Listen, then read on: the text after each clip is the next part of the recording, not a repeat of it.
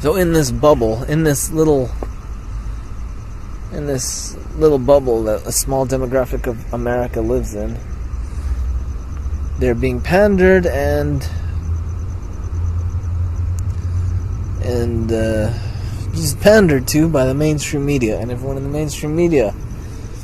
And these people that hold these conditioned, these Americanly conditioned trains of thought, where armed revolution is, oh my god, that's ridiculous. And another example would be recently, the American condition is now beginning to accept marijuana or cannabis as something not so, evil. That's a change. You could see the change from the past, how it was like, smoking dope? Holy shit, dude, you're crazy. To now, it's just like, oh, it's nothing. It's not even a big deal anymore. As an example of the American condition changing or evolving. But the idea of guns, say in the American condition, in the past was actually more open. From what I've seen. But today, it seems to be more demonized, probably because of the school shootings and the shootings, the mass shootings in general, which are far and few in between. They can all be listed on a very small list. I was curious and I checked it out. It's not a lot. I was like, that's it? I thought that, from the looks of things, I thought there would have been thousands. Oh my god, it happens every day, every week. No. Maybe every year, every other year, every few years. And what is that? That's compared to the past. It was always the same thing as well. Every few years, there would be a mass shooting or some national tragedy via guns. And I guess maybe because media now is much more connected. A lot. We have cell phones. We're able to tweet everyone about things happening in the live. Film videos. Videos is a very powerful thing now. Seeing the video of the shooters just makes it that much more real, I suppose, to the individual person who was not there, and so and so and so. If we had the media that was still in the way, in the youth that it was in the past, in the 40s or 50s, I think these mass shootings would just have been looked at as in the same light as it was in the past.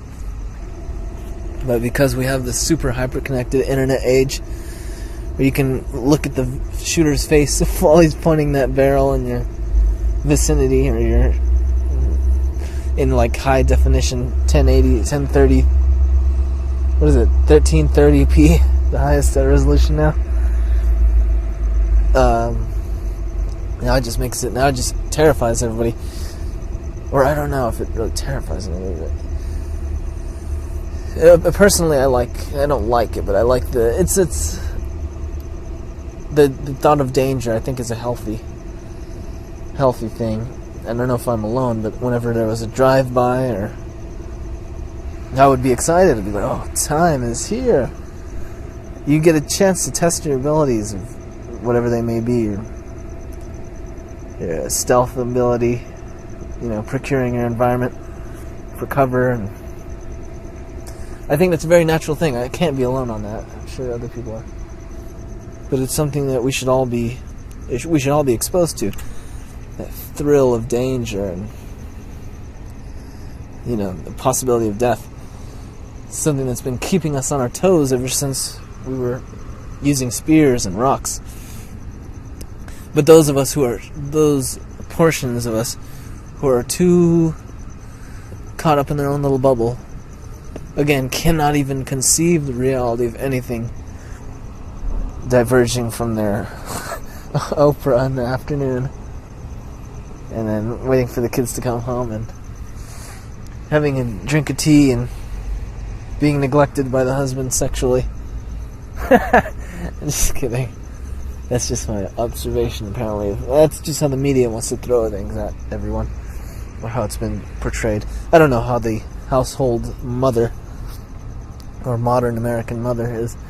Or, you know, I'm just saying, it's probably the demographic that's being shaken, getting their panties in a bunch, or, you know, rustling their jimmies, because the thought of battle and combat and death is just incredible. It's just like, I can't even face that reality. They can't exist. It can't exist. And that's the problem. It does exist, and that's why I think people like it. They need to be like, they need to confront things they're scared of. Things that are inevitable in life. That's not saying we're all going to meet that same end, but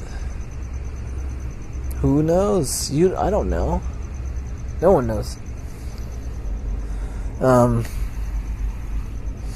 So the media seems to be the main driver of this, the main force behind this scary rhetoric. Not really scary, but this perception of terror that's just trying to shake everyone in their boots. Again, 40 or 50 years ago, these kind of things happened a lot.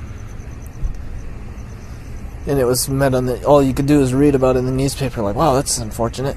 And it makes it seem so foreign and just far away. Like it's in the other side of the world where the shooting happened. But now with this technology, you can, like I said, in 1330p, look down the barrel of the assailant's, you know, long-barreled rifle, and as he's shouting his Islamic, just kidding. You know, as he's just doing this crazy thing, and just going through his schizophrenic episode, or validating his actions in some irrational fashion. I'm cleansing the earth you know, like, okay. So that makes it hit a lot closer to home when you have that. You get to hear the voices and the terrifying screams of, ah. I kind of wish that everybody was subjected to that. But not hurt, of course. But just get that, you know, exposure to weapons is also guns. It's a nice thing. If you look at it as simply a projectile, like a small rock, it's nothing mythological or evil magic. It's just a small rock being thrown at you at an extremely high velocity, so don't let it hit you. That's all it is.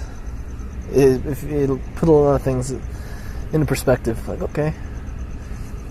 And then you realize these rocks are not as powerful as they, as some would have you believe. They can't go through an entire car like that.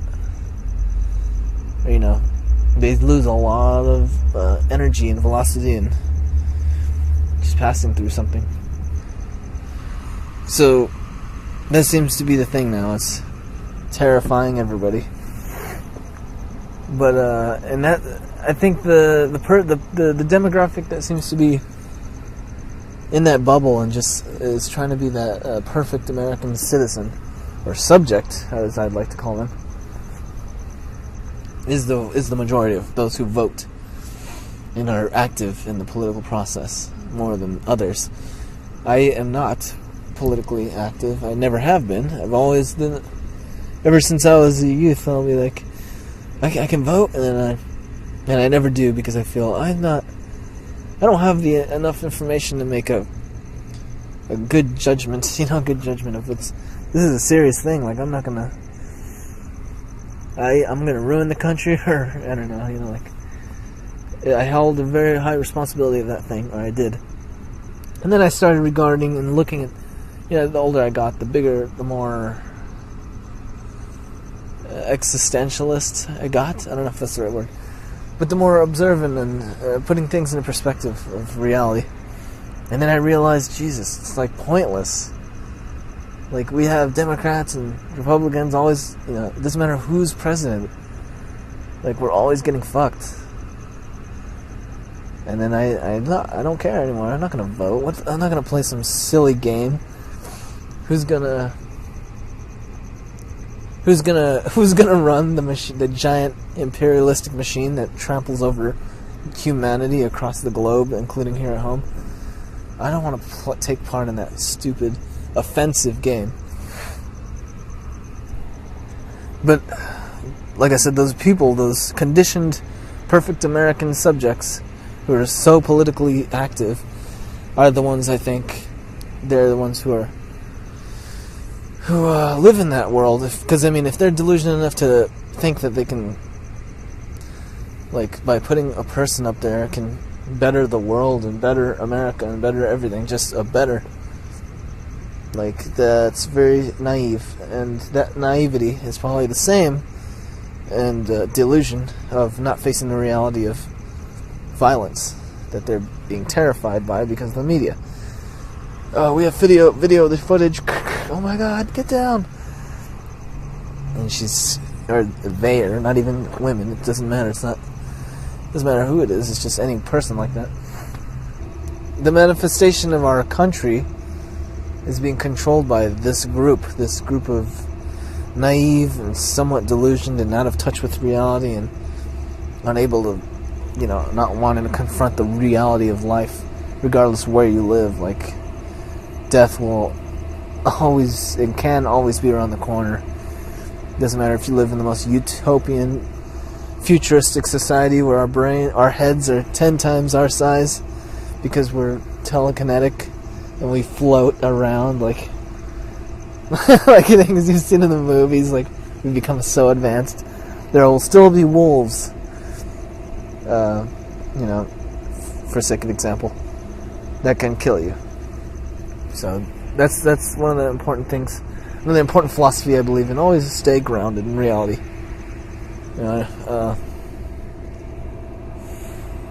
But those people, that's why our mass demographic, that's why our American culture is all Justin Bieber and Miley Cyrus and American Idol, and then of course you get those smaller, fewer fringe who like the Honey Boo Boo and the Duck Dynasty. I'm not saying because that's strange or fringe. I'm not saying in a derogatory sense at all, but because it's fringe in comparison to the dominating demographic that is the PC or politically correct, all perfect. This seems to be the thing that's going to be propagating for a very long time. This the demographic, the out of touch with reality, unwilling to confront some of the more real things, will be the ones who run this country, I think. Because those of us who have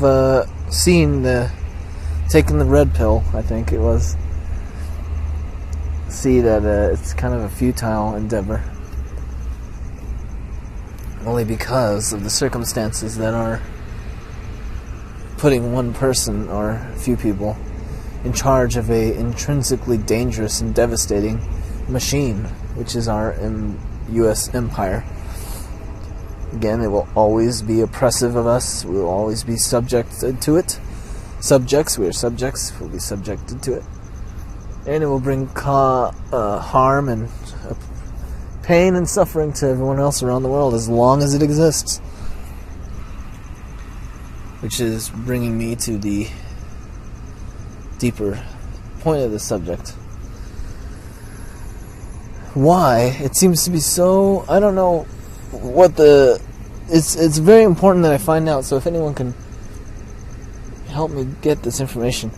But what is the population or statistical rate of people who are actually willing to really take matters into their own hands to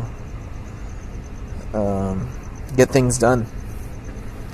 No more playing the little corrupt game that's rigged and the house always wins. So, like, we can keep playing and saying, oh, you have the ability to do everything in the world. And yet you sit down in that little chair and hunch over and say, okay, I'm gonna play your little game. And say that nothing can be done. It's just ignorant. Yes, I'm curious, because I think it'll be necessary that we get in touch and we start discussing this, because it's a serious matter. It's not going to be, oh, let's just grab a gun and run out into the street. No. first we have to get everybody on board. We have to agree that, yes, it's time that we put our foot down, because, this is ridiculous. This is not to be tolerated. What kind of people are we if we tolerate this? As someone once said, evil strives when good men do nothing. And we are doing nothing. We're letting this happen. People are dying. If we would have done this decades ago, if we would have done this years ago, at least 10 years ago, a lot of people would still be alive. And that's a guarantee. That's for all the raids and, these ridiculous crimes that are non-violent. Families getting killed and assaulted, and people without weapons getting killed and assaulted, and families overseas and in the Middle East getting killed and assaulted. The empire, if the empire didn't exist 10 years ago, a lot of people would still have their lives and have the beauty of taking each breath by each day. But they're gone because of this. Because of the system that we're living in. But of course, things could have happened without the giant empire. It's a far more erratic and chaotic reality. Crime would probably be spiked up like crazy. I don't know. I'm sure it would. But that's the cost of life. If you have the philosophy of a healthy human being, like I mentioned before, and are aware with the repercussions of reality that some death is around the corner, then you would have already had taken precautions and outlined procedure to keep yourself alive and your family and your community and so on and so on. And thus, and I'm not saying you can't have an empire. You don't need that to blossom into another empire. But if liberty starts at the individual, at the very bottom. When the individual takes responsibility, that's when, that's how our nature is. We're supposed to be doing a lot more than just doing what we do. All of us should be peacekeepers. All the men, women, and children. Like an endangered species in the jungle, or like a compromised tribe in South America. We should all be capable of fighting off intruders, taking care of each other and one another and ourselves, and all be independent. And with that, our our individual character and merit and caliber would greatly be improved. We would be such powerful people, emotionally, physically capable of so much. And I think that's you notice throughout history in those times, that's when once all that is taken care of, that's when people and humans have more free time, I guess, to pursue other things such as curiosity, and then of course that it turns into science. People start questioning things and getting answers, and thus the science boom around a lot of those times. And then culturally, artistically, great works of art will start be coming out, and our race in general the human race will just like a rocket, I'm sure. But this empire is holding us back. With this empire restraining or keeping us on a leash, the human experience is incredibly limited in ways that it has never been limited before. In history, there has never been this much limitation on a human being, and they were free to create works of art and groundbreaking scientific discoveries. And it's just offensive. It's offensive to the human race that we have these empires still. It's ridiculous. If you looked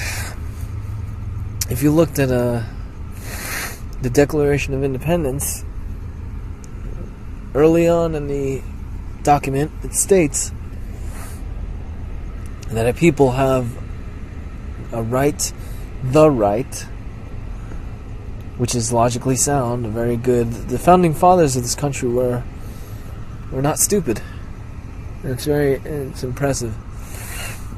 They have the right to abolish their government. If the government, and then this is where I don't agree, it shouldn't be constrained to anything. If their government becomes destructive and oppressive of their individual rights, which it has, but people should be able to overthrow. They have the right to overthrow their government whenever they want. It doesn't matter. That's, in my opinion, more logically sound, realistic. The people have a right to do whatever they want. So that's something a lot of people don't. A lot of people look over. We have the right to do so. And you'll notice a lot of this talk is just going to be, by the mainstream media, what do you expect? Perceived as irrational and extremist. If you've been listening, or if you kind of agree with me, you'll realize it's the most rational and, grounded perception there is. The most basic and grounded perception. While the perception of an armed revolution to some may seem extremist and irrational and quite mentally unsound, or by those who could think that, through objective analysis and observation of the status that we live in this country, it is the most logically sound option that to resort to, as nothing else has seems to be making a dent, so to speak. And as Einstein said, insanity is doing the same thing over and over again and expecting different results, which is what we've been doing for a long time. I guess they think something's going to change one day, and like, oh my god, he's going to actually listen? The president's actually going to take us seriously? Our requests are going to be heard? Our voices aren't going to be ignored and put down as lowly peons? No, I don't think that's going to happen anytime soon.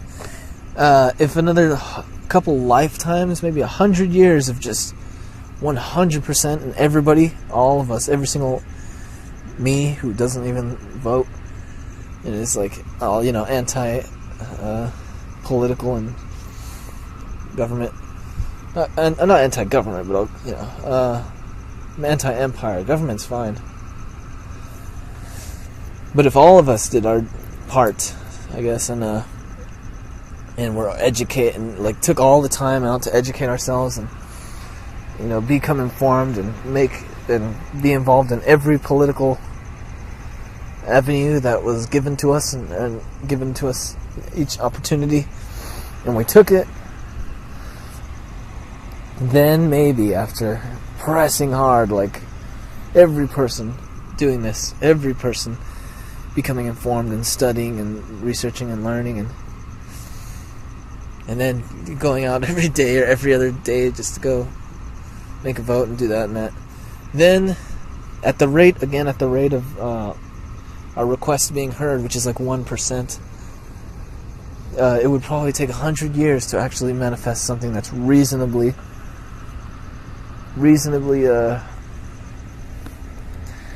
acceptable of what we wanted 100 years from now. And then it would still be a compromise, because it's the government, it's the empire. They're not gonna, they'll still be, oh, we'll give you this, it'll be a lot better than now, but it would take hundreds of years. But then you got to think about that much time and effort of every single person. A lot of us have to hold down a job. We don't have time for that. We got to raise kids. It's like impossible. So you want to take a gamble and spend, probably waste away your life for the possibility of getting a compromised country that you requested, which I mean is still a compromise. 100 years from now, while you still lived in agony and taxed up the ass and all that, it's either that you put all your eggs in one basket, push it down a river and hope it comes up in a bay in China. You can take that risk, or you can actually do it yourself and just, roll up your sleeves and, not play the game anymore. It's sad. Even if we all pitched in and we all did everything we could to efficiently motivate our government to do what's right, it would still be a risk. It's not a guarantee, obviously. It's not a guarantee we would even be listened. It's just kind of a tunnel vision. And then it wouldn't even be for us. We wouldn't even be. It's just a lose, lose, lose, like a stupid move. When instead you can take the more difficult route, but the more realistic and more effective route. Get your hands dirty, and I'm not saying killing people. But, and then you get guaranteed, because your brow and your sweat is actually, carrying these idiot politicians out to the Eastern Ocean, or kicking them in there and saying, "Get out of here, dog! Get out of here." You're swim to the motherland that you so worship, Great Britain, where you're no guns and everything's illegal, and you can't look at a person in the eyes too long because it's obscene in public. It's like, oh my God, that's what you want. You go live over there.